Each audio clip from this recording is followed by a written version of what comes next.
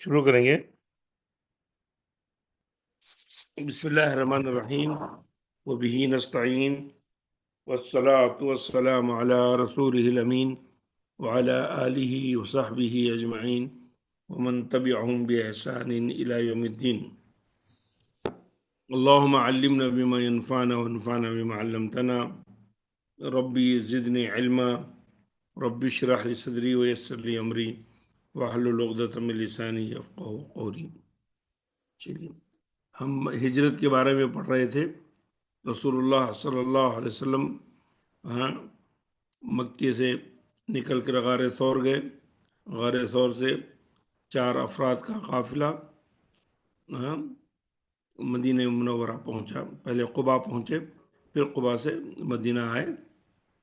آپ نے اپنی اونٹنی کے بارے میں لوگوں نے پکڑ کر اپنے پاس لے جانے کی کوشش کی، تو آپ نے کہا کہ آپ انہیں چھوڑ دیجئے، یہ اللہ کا حکم دی ہوئی ہے، یہ جہاں بیٹھے گی وہاں پر ہمارا قیام ہوگا۔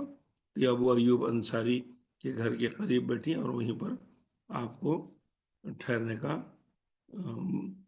ٹھہرایا گیا، انہیں کے گھر پر۔ ان کا گھر 2 منزلہ تھا، وہ نیچے اللہ کے رسول صلی اللہ علیہ وسلم نے قیام کیا اور اوپر کی منزل میں ابو ایوب انصاری رہتے تھے۔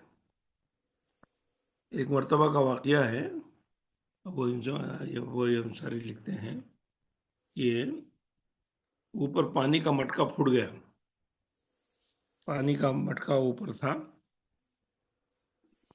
پھوٹ گیا، پانی گر گیا۔ تو اب ان کو محسوس ہوا کہ کہیں پانی نیچے اللہ کے رسول صلی اللہ علیہ وسلم کے کمرے میں نیچے نہ اتر جائے، تو ان کو سمجھ میں نہیں آیا۔ وہ اور ان کی بیوی مل کے گھر کے جتنے کپڑے تھے اس میں بھگا دی کہ کہیں پانی نیچے جائے گا تو اللہ کے رسول صلی اللہ علیہ وسلم کو تکلیف ہوگی۔ سارے کپڑے اس کے اندر ڈال دیے تاکہ پانی جذب کر لیں، اتنا اہتمام کرتے تھے۔ وہ ایوب انصاری نہیں چاہتے تھے کہ اللہ کے رسول صلی اللہ علیہ وسلم نیچے رہے، تاکہ ہمارے لحاظ سے بیعت بھی ہوگی، آپ نیچے ہیں ہم اوپر ہیں۔ اللہ کے رسول نے کہا کہ نہیں، سہولت اسی میں ہے، آپ نیچے ہی رہیں۔ چلیے، اللہ کے رسول صلی اللہ علیہ وسلم کے ساتھ ہجرت کے وقت کوئی خاتون نہیں تھی۔ حضرت سودا آپ کی بیوی تھی، لیکن وہ بھی نہیں آئی تھی۔ حضرت عائشہ سے آپ کی رخصتی نہیں ہوئی تھی، لیکن وہ بھی ابھی نہیں آئی تھی۔ پھر ہجرت کی تقریباً عائشہ رضی اللہ عنہ کی رخصتی، ہجرت کی تقریباً 6 ماہ بعد نبی کریم صلی اللہ علیہ وسلم اور ابو بکر کے گھرانے کے لوگ مدینہ آئے، اور ماہ شوال میں عائشہ صدیقہ رضی اللہ تعالیٰ نبی صلی اللہ علیہ وسلم کی گھر رخصتی ہوئی۔ ہجرت ہوئی تھی ربیع الاول میں، اور ربیع الاول کے بعد یہاں 9واں مہینہ ہوتا ہے، 10واں مہینہ ہوتا ہے شوال کا، تو 10ویں مہینے میں اللہ کے صلی اللہ علیہ وسلم کی وداعی ہوئی حضرت عائشہ کی۔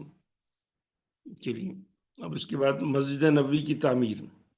اب آنے کے بعد نبی صلی اللہ علیہ وسلم نے جو مدینے میں سب سے پہلا کام کیا وہ تھی مسجد نبوی کی تعمیر۔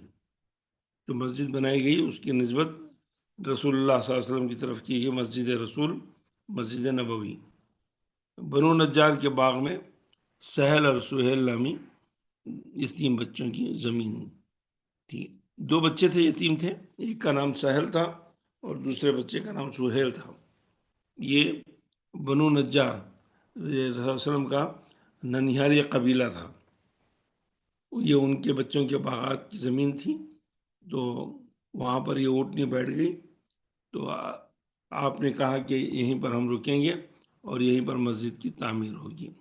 تو ابو بکر صدیق رضی اللہ تعالیٰ عنہ کے 10 دینار سے خریدی گئی زمین سے، وہاں پر اس میں ان بچوں سے بتایا گیا، ان کے ذمہ دار حضرت عبد الرحمن بن عوف تھے یا کوئی تھے، تو ان سے بات چیت کی گئی، تو بچوں نے کہا کہ نہیں، ہم فری آف کاسٹ دیتے ہیں، ہم کو پیسوں کی ضرورت نہیں ہے۔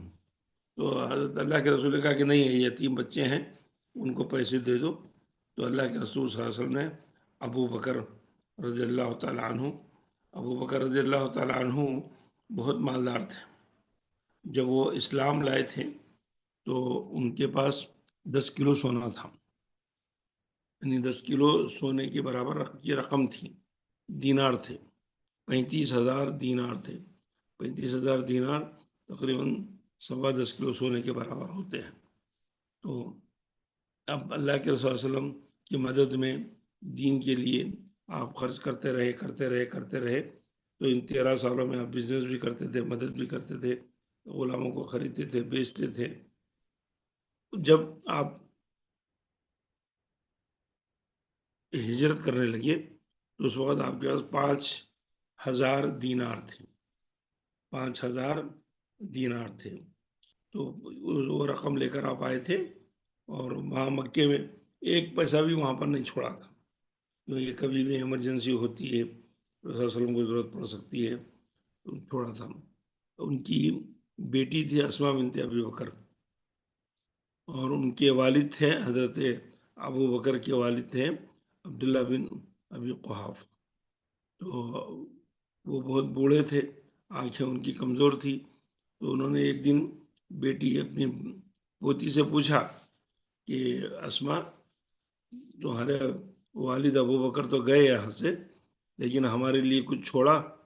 کچھ ہمارے خرچوں کے لیے کچھ پیسے دے کر گئے یا سب لے کر گئے؟ تو یہ بہت ذہین عورت تھی اسماء بنت ابی بکر۔ وہ ابو بکر رضی اللہ تعالی عنہ گھر میں ایک کونے میں ایک گڑھے میں پیسے رکھتے تھے، عربوں کا رواج تھا، گھر کے کسی کونے میں کھود کر اس کے اندر پیسے رکھتے تھے۔ تو وہ ان کے پاس آئی، اور آنے کے بعد ایک کپڑے میں ایک پتھر باندھ کے اس کو اندر رکھ دیا گڑھے میں، اور آ کے ان کے دادا کو لے آئی، لا کے ہاتھ سے اس پتھر کو چھوا جو کپڑے کے اندر لپٹا ہوا تھا، کہا کہ ابا جان نے یہ سونا چھوڑ کے گیا، جب ضرورت پڑے گی تو ہم اس کو بیچیں گے اور اس سے خرچہ کریں گے۔ اتنی ذہانت سے انہوں نے کام کیا، لیکن وہ سب کچھ لے کر گئے تھے۔ تو یہ واقعہ تھا رسول اللہ علیہ وسلم کی ہجرت کا۔ تو آپ نے زمین خریدی، وہ زمین 2 بچوں سے خریدی۔ 2 بچوں کا نام تھا سہل اور سہیل۔ سہل اور سہیل یہ بچے بنو نجار کے تھے۔ بنو نجار رسول اللہ علیہ وسلم کا ننیالی قبیلہ تھا، مدینے کا تھا۔ تو اس لیے آپ اسی ننیال سے ملنے کے لیے ان کی والدہ کے ساتھ آئے تھے۔ اور اس جگہ پر کچھ قبریں تھیں، مشرکین کی قبریں تھیں۔ تو اس زمین پر جب زمین خریدی گئی تو اس زمین کے اوپر کچھ کھجور کے درخت تھے، اور کاٹے ہوئے درخت کو، کھجور کو وہاں سکھایا جاتا تھا۔ تو اس کی قبروں کو اکھاڑا گیا، اندر سے قبریں نکالی گئیں، اور کھنڈر ضمیر کو، جو زمین اوپر نیچے تھی، کھدبدڑی زمین تھی، اس کو ہموار کیا گیا، صاف بنایا گیا۔ پھر کھجور کے تنوں سے ستون اور پتوں سے چھت بنائی گئی۔ اس زمانے کے لحاظ سے جو آسان کنسٹرکشن ہو سکتا تھا، لکڑی، کھجور کے تنے، کھجور ایسا درخت ہے جس کی ہر چیز کام میں آتی ہے، تو اس کے تنوں سے اس کے پلر بنائے گئے، اور اس کے پتوں سے چھت بنائی گئی، اور کچی اینٹوں سے دیواریں کھڑی کی گئیں۔ یہ مسجد کتنی تھی؟ 60 گز، 60 گز لمبی اور 54 گز چوڑی تھی، 54 گز چوڑی تھی۔ یعنی ممبر سے سامنے کے حصے تک اگر دیکھیں تو 60 گز کا فاصلہ تھا۔ 60 گز کافی اچھی تعداد ہوتی ہے، بڑے لوگ جمع ہوتے ہیں اس میں۔ 60 گز، تو 1 گز کے فاصلے سے اگر ایک صف بھی رکھیں گے تو کئی صفیں اس میں ہو سکتی تھے، اور چوڑائی میں 54 گز تھی، یعنی ایک صف کے اندر اگر ایک صف میں اگر ایک آدمی بھی آئے تو تقریباً 50 آدمی ایک صف میں آ سکتے تھے۔ جنوب کی سمت میں دارالاقامہ کے طور پر ایک چبوترا بنایا گیا۔ پہلے جب مسجد نبوی بنائی گئی تو اس کا قبلہ بیت المقدس کی طرف تھا۔ بیت المقدس کی طرف مطلب اب ہم جہاں سے داخل ہوتے ہیں، یعنی مسجد نبی کے اندر جس راستے سے داخل ہوتے ہیں اس طرف قبلہ تھا، بالکل اپوزٹ کے سائڈ میں. اب جہاں قبلہ ہے، قبلے کی طرف ہم کھڑے ہیں تو پیٹ لگتی ہے، تو اس طرف اب وہ لوگ اپنا چہرہ رخ کیا کرتے تھے. وہ بیت المقدس کا علاقہ تھا. تو بعد میں جب یہ چینج ہو گیا قبلہ تو یہ جنوب کی طرف چلا گیا. تو اس جگہ قبلہ بیت المقدس کی طرف تھا، تو بعد میں چینج کیا گیا. جب چینج کیا گیا تو تعمیر بھی چینج ہو گئی. تو جنوب کی سمت میں دارالاقامہ کے طور پر ایک چبوترا بنایا گیا. مذہب جو روضہ ہے، روضے کی جالی ہے. جن لوگوں نے مسجد نبی کا منظر دیکھا ہے ان خواتین کے لیے میں بتا رہا ہوں کہ جو مسجد نبی کا روضے کا حصہ ہے، روضے کا حصہ جہاں ختم ہوتا ہے تو بیچ میں ایک دروازہ ہے. ایک دروازہ ہے، اس دروازے کے بعد جو ہے ایک چھوٹا سا چبوترا ہے. اس چبوترے پر ابھی بھی لوگ بیٹھتے ہیں، اور اس کو صفہ کا چبوترا کہا جاتا ہے، صفہ کہا جاتا تھا. تو وہیں پر جو مہمان آتے تھے مسجد نبی میں تو ان کو وہاں ٹھہرایا جاتا تھا، اور وہ لوگ اسی میں کھانے پینے کا انتظام بھی ان کا تھا.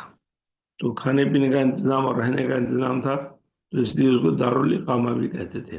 وہ اس کی حیثیت مسجد کی تھی اور ہاسٹل کی بھی تھی، اور جو لوگ پڑھنا چاہتے تھے وہاں پر ان کے لیے مدرسہ بھی تھا. تو ایک طریقے سے وہ ون ان آل، ہر چیز کے لیے اس کو استعمال کیا جاتا تھا. وہ تھوڑا سا اونچا بنایا گیا تھا چبوترے کے طور پر، لیکن لوگ وہاں پر آ کے بیٹھے. تو اس کے 3 دروازے تھے. چبوترا بنایا گیا، اس کے 3 دروازے تھے، ایک جنوب میں، دوسرا مشرق میں، اور تیسرا مغرب میں. یہ تعمیر تقریباً 18 ربیع الاول کو شروع ہو کر ماہ شوال میں مکمل ہوئی. تو یہ جو مسجد نبوی کا حصہ تھا اسی کے اندر سے اس کی تعمیر ہوئی، اور اللہ کے رسول صلی اللہ علیہ وسلم نے آتے ہی اس کی تعمیر شروع کر دی. 1 ربیع الاول کو وہاں سے نکلے تھے، 8 کو یہاں پہنچے. پھر اس کے بعد 4 دن وہاں رہے، پھر یہاں پر آئے، اور 1 ہفتے کے اندر اندر اس خانے مسجد نبی کی تعمیر کو شروع کیا. اور 6 مہینے تک تعمیر ہوتی رہی. پھر مسجد مکمل ہوئی. قبلے کا محراب بیت المقدس کی سمت شمال میں تھا. 16 ماہ بعد اسے مکی کی جانب جنوب میں کر دیا گیا. تو پہلے خانہ کعبہ کی طرف 16 مہینے کے بعد قبلہ تحویل ہوا. 16 مہینے تک بیت المقدس کی طرف رخ کر کے نماز پڑھتے تھے. 16 مہینے کے بعد ظہر کی نماز میں آپ مسجد القبلتین میں تھے. وہی کی حالت میں آپ پر وہی نازل ہوئی، نماز کی حالت میں آپ پر وہی نازل ہوئی کہ آپ اپنے قبلے کو چینج کریں. تو آپ نے نماز کی حالت میں اپنے قبلے کو چینج کیا، اور اس تاریخ سے وہ قبلے کو چینج کیا گیا. اس کی اہمیت ہے قبلے کی تبدیلی کا نقشہ. آگے بڑھائیے بیٹا.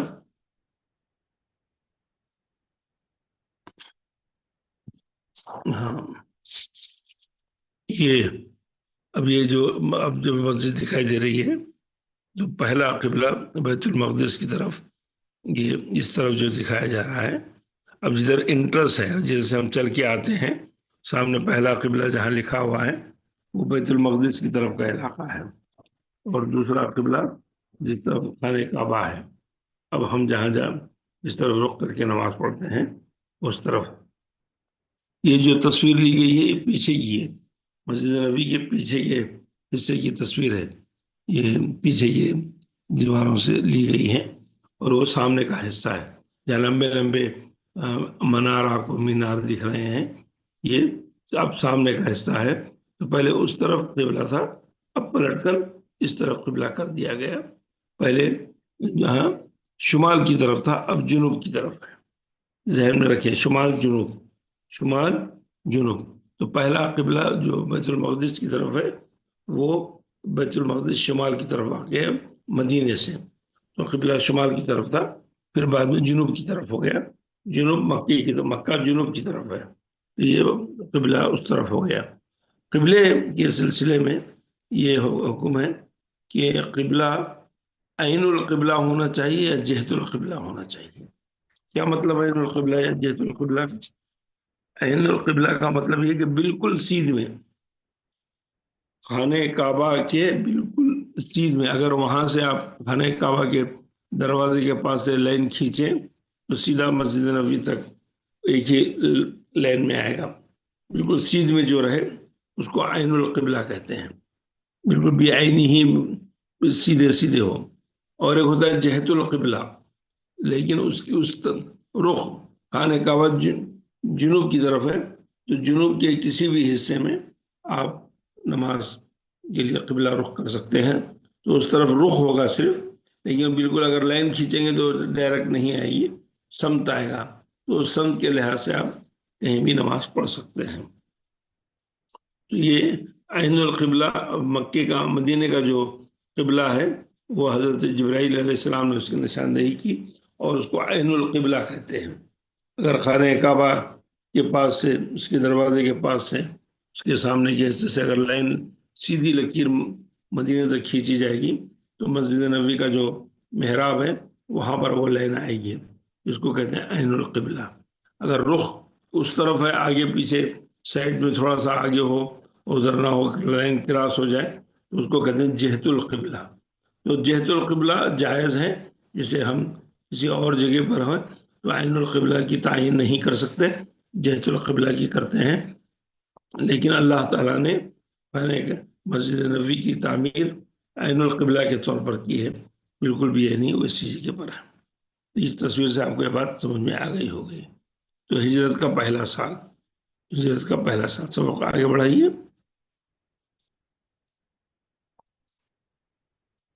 آگے بڑھائیے بیٹا، سب کو آگے بڑھائیے۔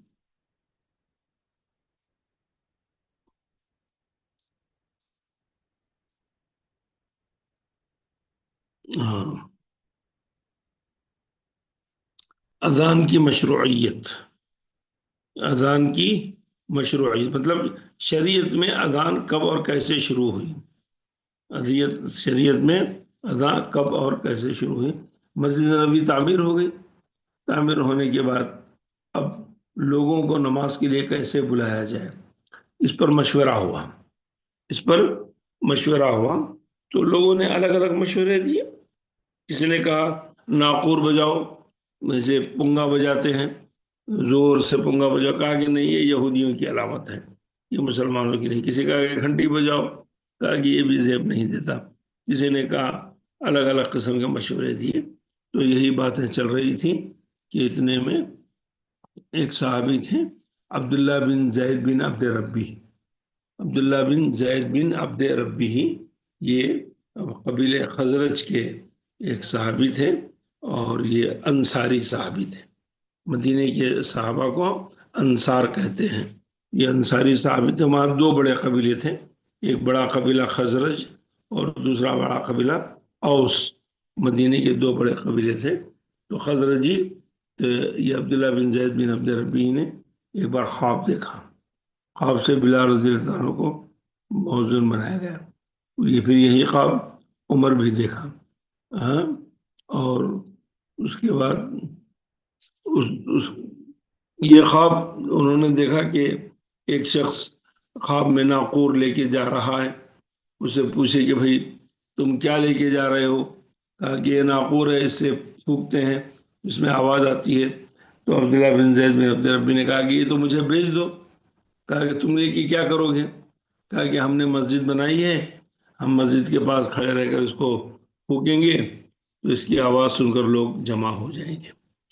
تو جو شخص خواب میں دکھائی دیا وہ ایک فرشتہ تھا۔ اس نے کہا کیا میں تمہیں اس سے بہتر کلمات نہ سکھاؤں جس سے تم لوگوں کو بلا سکیں؟ اس نے کہا کہ ہاں کیوں نہیں، بتائیے بتائیے کیا بات ہے۔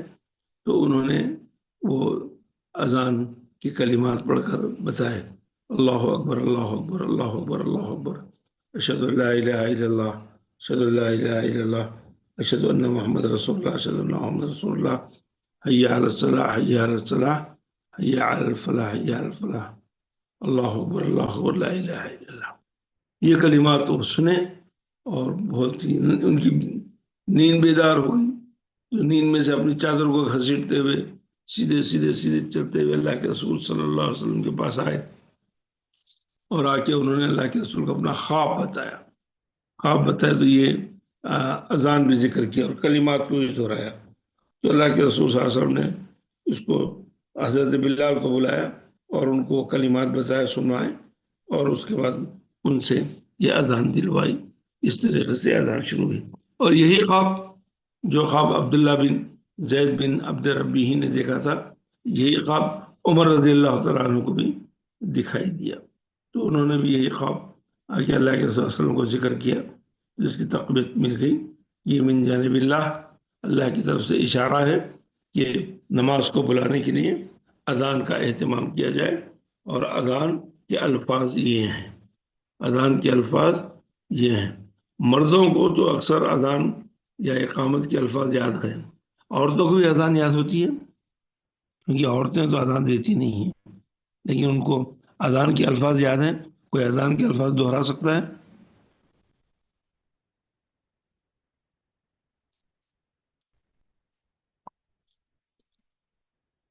کوئی اذان کے الفاظ دہرا سکتے ہیں؟ جی شیخ، جی بولیے. جی شیخ دوہرا سکتے ہیں. دہرائیے بیٹا.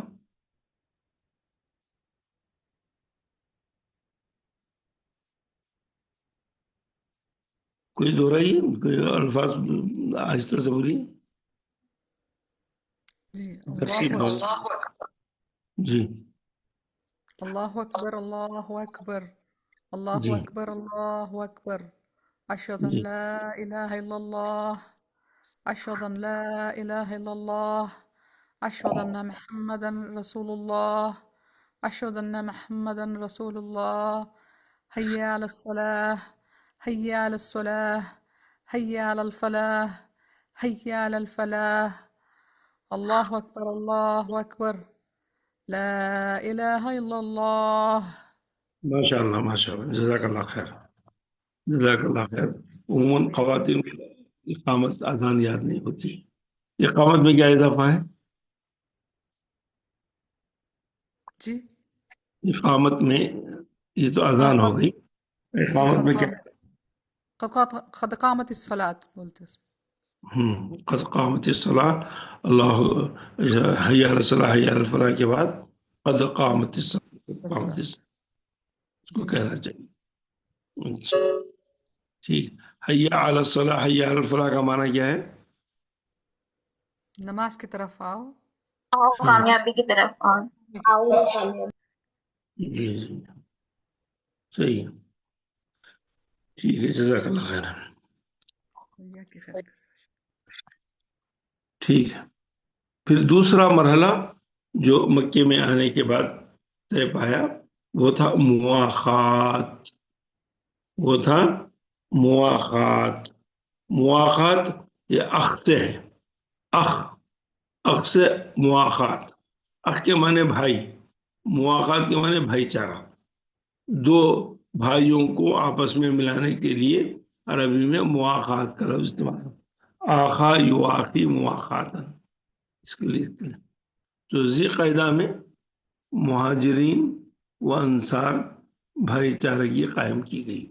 ربیع الاول میں حج کیے، ہجرت کیے، اور اس سے پہلے بھی صحابہ ہجرت کر چکے تھے اور بھی صحابہ بعد میں آتے رہے.